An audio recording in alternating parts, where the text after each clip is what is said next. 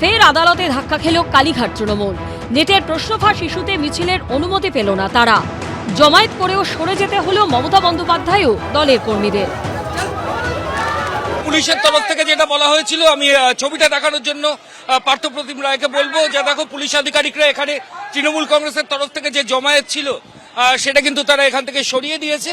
এবং এরই মাঝে যে ছবি আমরা দেখলাম যে আচমকাই 20 থেকে 25 জন তৃণমূল সমর্থক তারা কিন্তু স্লোগান শাউটিং করা শুরু করলেন এবং তারা বিভিন্ন দিকে ছড়িয়ে পড়ছেন।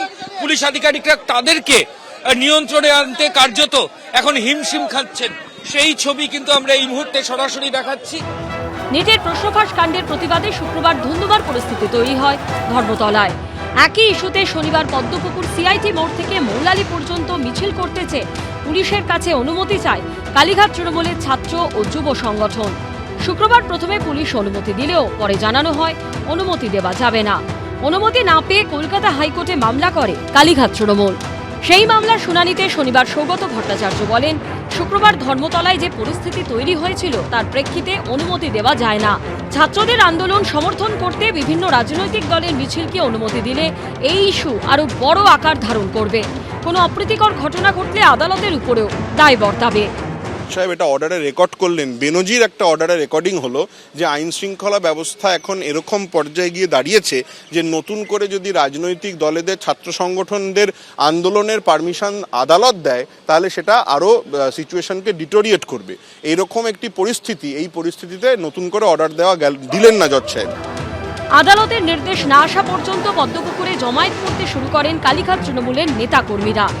আদালতের নির্দেশের পর তাদেরকে সরিয়ে দিতে শুরু করে পুলিশ ও কেন্দ্রীয় বাহিনী। এরপর ঘটনাস্থলে পৌঁছে যান মমতা বন্দ্যোপাধ্যায়, তার সঙ্গে ছিলেন ডেরেক ওব্রায়েন, দোলা সেন।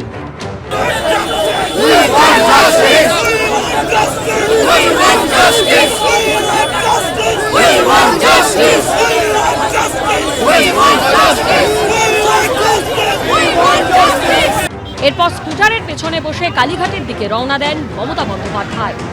যে অত্যাচার করেছে, যে বড় বড় ছিল অত্যাচার, তারপরে আমরা স্কুটার নিয়ে সারা রাস্তা আমরা we want justice for students and youth করে আমরা এসছি। কিন্তু কথা হচ্ছে এখন বিমান যাদের অ্যারেস্ট করে নিয়ে যাওয়া হয়েছে, যাদের কোনো দোষ ছিল না, শুধুমাত্র তাদের দোষ তারা ছাত্র যুবদের আন্দোলনের সলিডারিটি জানাতে গেছিল, তাদের ট্রেনে হিচড়ে নিয়ে গেছে। আমি তো দিল্লি যেতাম, যাবো। দেখুন, Mamata Bandyopadhyay has become irrelevant in Indian politics আর বাংলার পলিটিক্সও। তো মমতা বন্দ্যোপাধ্যায় কোথায় কি করছেন, কোথায় কি যাচ্ছেন, তাতে কোনো কিছু এসে যায় না। ওটা আপনারা বললেন মিছিল বলে বুঝতে পারলাম ওটা মিছিল। 15টা লোক বাইকে করে ঘুরে বেড়াচ্ছে, একটা মমতা বন্দ্যোপাধ্যায় একটা স্কুটির পেছনেও না বাইকের পেছনে চড়ে ঘুরে বেড়াচ্ছে। ওটাকে যদি মিছিল বলে তাহলে মিছিল হবে। তবে মমতা বন্দ্যোপাধ্যায়কে মাথায় রাখতে হবে, তার সরকারের মতন এটা শাসকের আইনের সরকার নয়, আইনের শাসনের সরকার। বিচার ব্যবস্থা, আইন আদালতকে সম্মান জানিয়ে সমস্ত কিছু করতে হবে।